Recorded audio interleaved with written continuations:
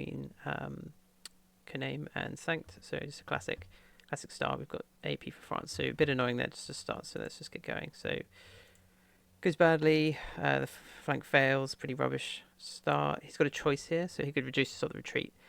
He doesn't. He goes to Verdun, which is like another, an interesting move to do. To preserve French RPs, which is an option. If you stay in Sedan, you're going to get battered. So there are advantages to doing it, but he decides not to take that. So he retreats. Sedan falls. German Army 1 and 2 move into Sedan. Our first thing, so this is a big response. Moves the Belgian army down here, and so it goes to here to block off the Chateau Thierry, to stop that kind of encirclement. And you've got a couple of attacks over here, so basically just completely take out this army. So a really nice start, like a classic start. But the problem here is it's pretty expensive. The other thing he does is that he moves one of his armies to reinforce up here as well. So getting guys together. So again, you've got some options there. So you can like move them down to here, which is like a classic. You can threaten Königsberg. You've got some nice moves. So I like this actually, because it kind of like, even though usually you've got to pay 2 ops anyway to move those 2 armies to Lubin, but this way you kind of pay it like in steps. So it keeps some options open, which is quite nice. Obviously it does like leave this a bit exposed, but there's not enough Germans here like at the beginning. Smashes the army to pieces, like as good as it can get. Like can't get any better than that. Like completely gone. Really bad for Sanct. Also gives him some other options, so he can kind of wiggle up to Lubin, reinforce from there, so he can move this army out. Like, he can like move him up to here or something, or move this army in. He can reinforce from here, like he can reinforce from here, like do whatever he wants. We start to getting into like the event wiggle, and so we've got the Oberost. Sanct's like, nothing's going to happen here. He's giving up the initiative to the allied player, saying, "Come at me, bro." Allied player's like, nope, don't want to come at you. I've got nothing that important to do. I need to start like getting through my events. I need a blockade. Great. We've got some SRs here, so it's a really classic one. This is just such a a standard place to defend. So he like reinforces here. So this pushes it up to 1, 2, 3, 4, 6, 7 to 10. So 9 to 11. So really nasty, like prickly response there. And he classic, that just completely makes this army like not going to do anything. He also kind of reinforces Essen just to stop any like fast movers kind of running through. So classic kind of start there. So just in case he kind of puts it like someone on BFE and just like whoop, goes into a spot, and also because he's going to be putting armies in there, pretty quickly like you can move that out, and then that's like free movement out, because you're going to move those armies up anyway when you reinforce. We get another like such good luck here. He kills another core. That's nice. It doesn't move up. It's just not worth it. Like he'll wrap around you and kill this army. It's just not a good idea. But you see the other thing he's done here. He's brought that army, like I was talking, down from Lubin and into here. So he's getting ready for like the push into here like eventually, and we'll see how that goes. Mulhouse is also another attack. It's good to have these guys down here, because you can have them loaded. If you need to get that military offensive, which you should always be doing. So have some Frenchmen. They're just going to smash their heads against a brick wall and explode. But he's got to do it. You got to do it. Do it. Just do it. Reichstag truce, and so just getting some RPs in. He knows he's like Austria-Hungary's looking a bit ropey. You've got some wounded troops and stuff like that, and as well he's got like one here. So it's like there's no wastage here. He's got half here. He'll find another one later probably. He's probably gonna be attacked here. Allied players are the same. Suda army coming in. So again that means that you've got this army here is now more flexible, because you can use them with 1 op instead of 2. Just opens up some flexibility. Like some people like it, some people don't. I think it's pretty good. If you've got the time to do it. This is a weird spot. Like France is in a really good position. He doesn't really have the muscle to kind of push through. Like things aren't progressing precisely to his advantage. Got some other ones here. So yeah, he's going to smash some more ops. Nice one, easy pickup. Just picks up Timisoara. He could have moved this army like in there to kind of reinforce it. But just keeping the pressure on is fine. And picking up some free money. And it's gone. And so then here comes the long-awaited assault. A big attack here, like always happens, most of the time to kind of dig this dagger in here, because you just get this push where you've got so many options. So you've got like them who are now like they've got like a potential flank. You can push into here, and then that's like the route to Budapest, but also locking off here. So then that's all gone. So it just puts a lot of pressure on to like pull back to that defensive lines. That I talk about in my guide. It goes pretty badly. Like it's not the worst one or the best one. Like ideally you want to push them off and like get in, and just then you have a chance to destroy it. But not this time. And he reduces an army down here. So this is like another move that like do you take 2 army hits, or do you take destroy an army? With the Russians, it's kind of like the same. Like 1 step loss is 2 health.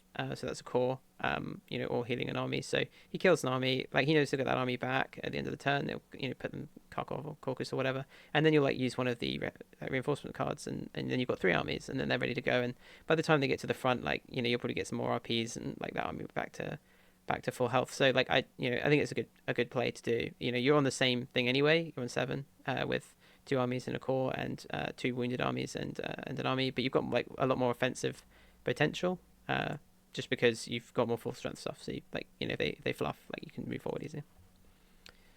Cool. So on to turn 6, we just get a strategic deployment. So we've got some more nice stuff here. So like blocking off that classic. Always talk about this one. Like keep it covered.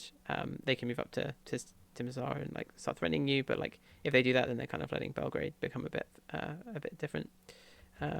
We've got Isterburg. So another classic one, like building up here. Like he's got Konovo and Grenada. This is really weak here now.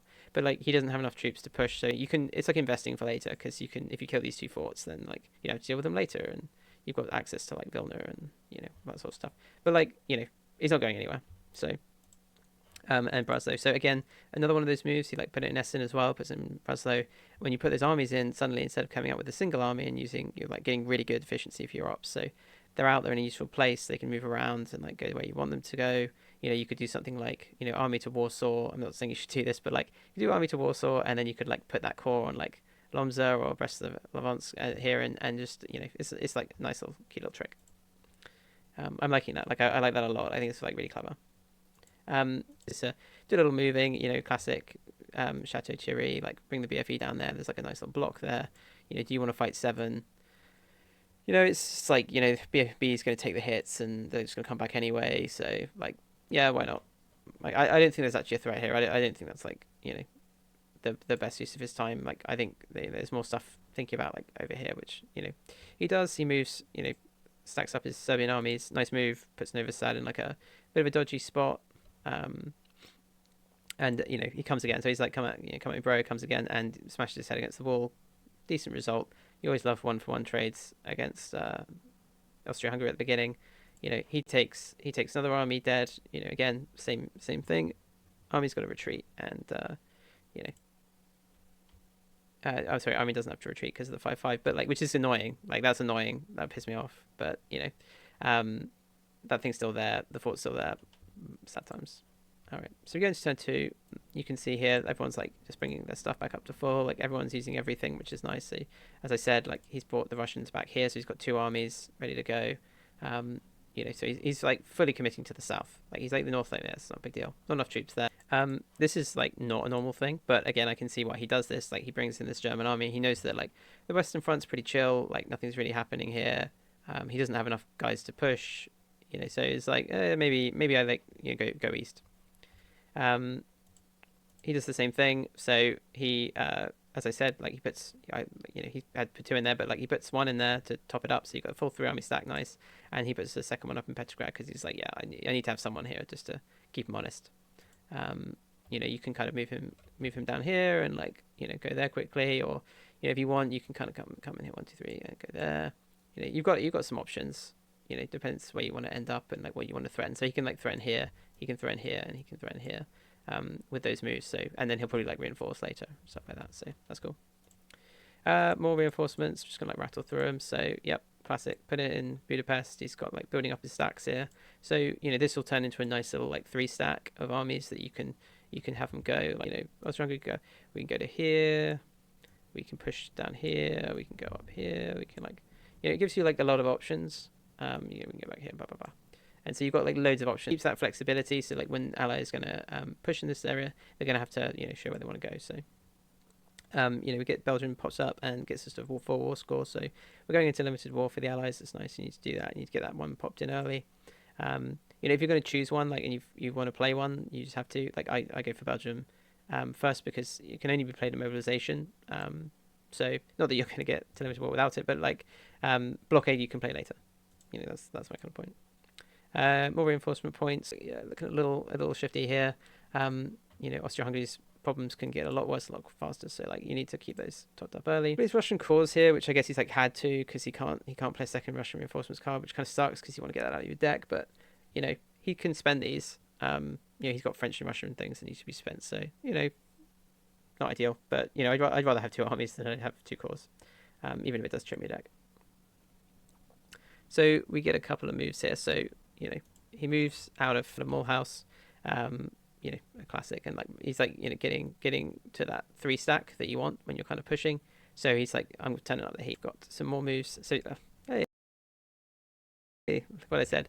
What did I say? Nice. He comes in. He like Warsaw is now occupied. You can cut can try and cut this off because you've got the attack up here. So he's gonna bam blow up that, and this whole area is looking like pretty shifty. But again, does he really have the depth of bench to kind of push in and do stuff? Like you've got a lot of guys here, and you've got a 3 stack that you can like push up or do whatever. So you complete he plays the card, Fran Francis card, like nice. He's doing that with the army against the core here, so just like not threatening it. You don't want like your core's getting wounded, and then he gets a good roll here and like blows up convoy. So that's like really nice. He's like, don't move up. You want to keep the guys together. So again, like he's like investing in the future. So we get a strategic redeployment here, like Calais, a classic one. You don't want like someone just like running into Calais and being a bugger. So, and then you've got he brings up another classic one. So this is really nice. Why is it nice? It brings you to 9. He's starting to threaten the 7s. So with that extra 2 there, so a good one to always get in there, and it doesn't increase the ops cost. It's 2, still going to be 2 with him in there. He brings out a Serbian core, so he's only got 1 in his box now, so there's a little risky there, but like it's fine. He's pushed himself up to 5, 6 on the defense, which is cool, and really like helpful. And then you've got that extra move, so that's like just more mental weight onto Verdun and attack. So we start some he plays Lemmer here, which most people don't do. You kind of want to cut out your deck, but he obviously feels he's going to have a whack at the French, so that's cool. It goes badly wrong, and he plays withdrawal, which is also like quite interesting. Why does he do this? He doesn't eat the hit. That's nice. Like that a lot. He hasn't lost any French stuff, so he's in a good spot. And it's kind of daring them. It's like you're daring them, come into Verdun. Like, what are you gonna do? Like, you got 2 guys here. You're gonna go for like you've got the flank. 18 versus what, like 10 max if you put both the armies in there and you're giving up Sedan. No one's going to do that. It's just a bad stuff. So he's like oh, he'll be back, but I'll go back in there. He moves 1 guy in because he wants to get rid of the trench. He's like, I'm happy to trade that, like equivalent exchange type thing. And what happens? They attack Sedan. This is a bit of, it's a cool one. Like, it's an interesting one, right? Like if he rolled better on the 4, like let's say he gets 4 and defender fluffs and gets 3, what happens now? Your army, you destroy an army and you kill a core. Like that's a risk, but it's a decent one. It can pay off. Would I have attacked with the BEF as well? I don't know, probably not, but like it's interesting to see like what kind of would have happened like if he'd done that. He's paid the 2 ops for that, so that's expensive, that attack, and it could come off. He doesn't even wound the army here, so but he does roll a 1, which sucks. So like, that's not a big chance of that happening, but it does happen. Germany's laughing all the way to the bank. We get Lubin again. He's attacking into Lubin, so he's got to get that mandatory offensive. So like he's got here. Don't miss your mandatory ops, folks. Just don't do it. He does 1 damage here, which is like funny. He plays Cleave to get rid of it, which is whatever. Sad times. He takes someone with him. Silly to that. Belgrade, and he's getting aggressive here. This is an aggressive move. So it's a nice one. He's like secured the supply line here and then moved into here. So putting threats. Where's he putting threats? Vienna. Bad. Don't let that happen. You know, he's not going to go up. Like, that's the only place he's going to go. Like, he's not going to go anywhere else. But like, he could go there, like last turn, you know, type thing. You got to respond to this. You know, he's going to have to. You know, he's going to have to put these guys into play, and you put him in somewhere. You know, we'll see what he does. Lemberg flips. So nice. He's just like classic move. So you move round and you get Lemberg as well, which is nice. So you know, how are we looking? We're looking. The fort's destroyed. Nice. Love that. Love to see it. Love to see it. How are things looking? We're at the end of mobilization. We've come into limited war. You know, the Western Front is looking fine. Germans don't have enough troops here. There's a counter-attack in Verdun. Verdun went. That sucks. Sucks bad. You like to keep that one if you can. Like, it was, you know, low chance because of the -2, so it's pretty unlucky there. Like, they both pretty lucky to destroy those 3 forts. You know, equivalent exchange. And the little baby forts hold in Warsaw and stuff, which is again, it's like not that big of a deal, but again, he's going to have to destroy them later, so it's just going to cause more problems, slow him down a little bit. But he just doesn't have enough troops here anyway. Russia's, you know, is looking good, in a good spot, can start like whacking. So he's destroyed the fort here, so he's got like, you know, some options here, so he can go into here, we can go into here, like threatening all this stuff here. Like, this army's now in problems. You know, he can push to here, like, but you know, he's still got a little bit of stuff to worry about. But like, the armies are there. He's got more back here that can like pull them up, so they can start to like run through here and like join up that assault or get them in the game. I just don't really need them that much, so he hasn't invested, which again is rare. Like, usually people do, but I think as you go into like higher tier games, people tend to like play more events early on and like, you know, do less attacks, like less kind of banging their heads against the fridge type thing. We're back to turn 3. So you know, this is, you know, quite an interesting one because the Allies have got to limited war, but like CP hasn't. So that's like not super normal. You know, you usually want to get there as fast as you can, get to limited war, get those extra armies out, and get through, like, start rattling through those events. So, you know, I think that's like a good thing for the Allied powers because you also, you know, get better decks and stuff like that. Well, they're going to be stuck on their, you know, their mobilization deck, which isn't as good. And you know, he's still got like some 2 cards in there. He's got like land mirror and wireless intercepts and things. So like, it could slow you down. Germany's fine, and Britain's kind of annoying. He doesn't have like an army out apart from BEF, which he doesn't really want to use, and it's on a 2 spot, so like, it's going to be expensive, but it'll be worth it. A classic move here, so entrenching in Budapest. Russia's pushing in. You know, you've got like lots of armies kind of coming in, so you know, they can come this way. You know, push through this way, and they cut off this stuff here. So you don't want that happening, as I talked about. So he's got some pressure like up here, like with this army and this army. So this whole area is just, it's like a bit shifty. But you know, he's not going to go north. He still doesn't have enough units to like really like push into Russia. There's an army back here if he needs to like reinforce Riga, and he doesn't. You know, he's got a big stack here. So like, the real pressure is going to be on, you know, sorting out this stuff. But that just takes it off because it means Budapest isn't going to fall. You know, he's going to be secure there, and this army's a little bit out in the wind. But there's still a little bit of munching to be done here. He's also, you know, started to reinforce Italy a little bit. So this is the first time that Italy can be played. So he's starting to think like, I need to get some guys down here and just get someone. So he's going to have to SR someone here. The Allies respond by, you know, we need to sort this out. So he's put the 3 stack up there. So you know, he's got a lot of options here. So like, a big part of the game is in keeping your armies together to keep them more efficient. You don't really want them like kind of sending out penny packets because it's just not going to work, and you're just going to get like out efficiencyed. He put some more troops in the west. This is a good idea. He's like, you know, he hasn't got many armies here. This is like quite a strange, like quite a low west strategy. So usually they're kind of pushing quite hard. You know, he's got no French units, like armies in the box. So France is in a good spot. You know, the Western Front's in a good spot. He's taken Verdun, but it's still really risky. There's a couple of attacks here.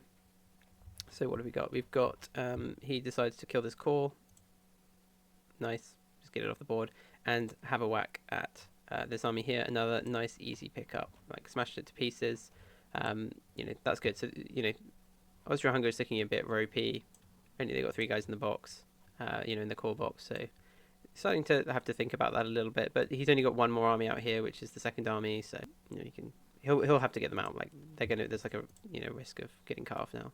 So and then the other thing he does is up here is he's just going for it. Like he needs to attack with the Brits early because they might do something else and move away maybe, and then you can't get your ops, get your mandatory ops offensive off. So that's good. It's a nice trade. Everyone likes that.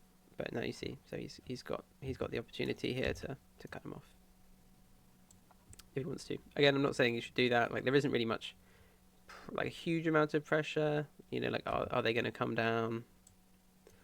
To here or something. They got the fort, so he can't go anywhere. It's just he's got a little bit more time. He's got a little bit more time. Sudan, again, another failed offensive. Just depressing, absolutely depressing. When you get down to 3, you need a 4. So it's like 50-50 chance of getting that 3 damage off in an army. Yeah, he's he needs to do it. It's a good move, but no one wants to take that. He does exactly. He needs to reinforce here, pushes him into the mountains. This is like a nice spot as well because you see he's only got this single army against it. So the Russian forces, look at how spread out they are now. So there's just no concentration of guys here. Bring them together. So maybe like put those 2 armies here, or muster up here. Whatever. Not ideal. That's not really what you want. This is what you want. Big nice stacks of armies. Big nice stacks. Always that. On the other side, the Western Front, he moves and takes Brussels just to stop the cutoff. So again, you don't want people running up to Essen and being a nuisance. So he does that, and he reinforces Sedan now. So Sedan's is like really really secure. It's not going to fall. That was if he put the BFE in there, he might have had an opportunity to like kind of maybe push. No, he probably wouldn't have pushed him out of Sedan, but like put that pressure on. But again, you've always got this worry that like you've got the guys here, so they're just gonna like flank attack you and smash you to pieces unless you can get that trench off. And he just doesn't have the depth of bench here to like sustain that with the Brits, which is kind of what you want. Like you want a hero or 2 to like come in and reinforce. So you've got like a 2 or 3 stack, and then that can hold until you can dig in, and then he can push off Verdun. He plays Romania for RPs, really good move. Romania's a good card. Like Romania sucks to bring in, so you don't really want to do it early. Like you might as well keep that strong 5 card in your deck. There's a little move. Grand Fleet doesn't use mustering. He's mustering the guys, as I said. He musters here, so he's got some choices. He can go for Krakow here, or he can go for Golis here, and he could destroy this, right? So it's like a 3 to 4 core versus 9. So you need 1, 2, 4. So there's a pretty high chance of like completely destroying the core and destroying Krakow. And so he's like, yep, this is the time to go. So he like revs up the army and it's like, I'm going to push you out of Chateau Thierry, which he does. He really low rolls here. It's super unfortunate, but it doesn't matter. He like pushes him off the fight, so he's he'll probably kill. He's not going to lose very much, and he loses an army for that. So stuck in Sedan, but he's also moved the one out of Verdun and moved it to Cambrai. So again, there's like nothing here that can like threaten Cambrai, but he's got options. Think about like your defensive line you're building. Like where's this line going to be?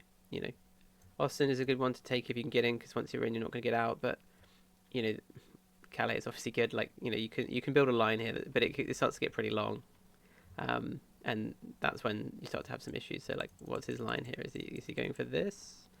Is he going for Brussels? Is he going for Ostend as well? Like, you start to like really stretch yourself out, so you can do some maths and like 1, 2, 3, 4, 5. That's a good line. 5 spaces is okay. You've got lots of mutually defending bits, but 5's a lot. 4 is nice. You can kind of muster your forces and keep them nice and close together.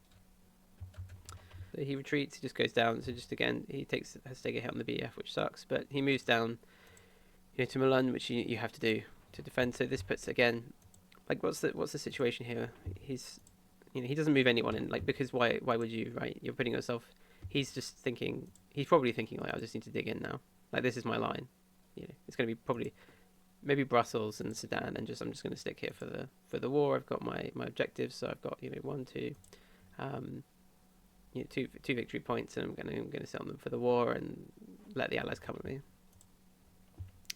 We have some other stuff here. So Strasbourg, he attacks Strasbourg with phosgene gas to get that out of his deck. Goes well.